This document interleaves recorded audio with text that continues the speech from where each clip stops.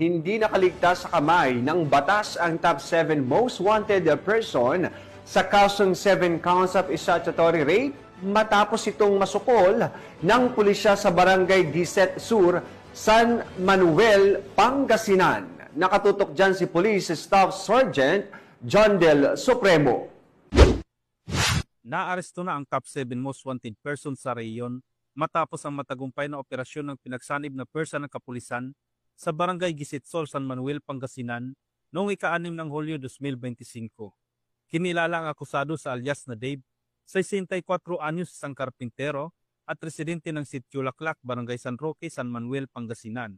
Ayon sa ulat, bandang alas 12 ng tanghali isinilbi ang warrant of arrest laban sa akusado sa pangunguna ng San Manuel Police Station kasama ang PIU at PIDMU ng Pangasinan PPO, RID Pro 1, 2nd PMFC Maneuver Company at 104th Maneuver Company ng RMFB1.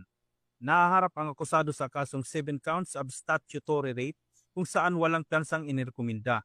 Sa kasalukuyan, nasa kustodiya na ng San Manuel Police Station ang akusado para sa dokumentasyon bago dalhin sa korte para sa pagdinig ng kanyang kaso. Sa pagkakaaresto sa isa sa mga most wanted person sa rehiyon, ay nagpapakita na ang kapulisan ay naninindigan na hindi palalampasin ang sinumang lumalabag sa batas, lalo na sa mga sangkot sa karahasan at pang-aabuso.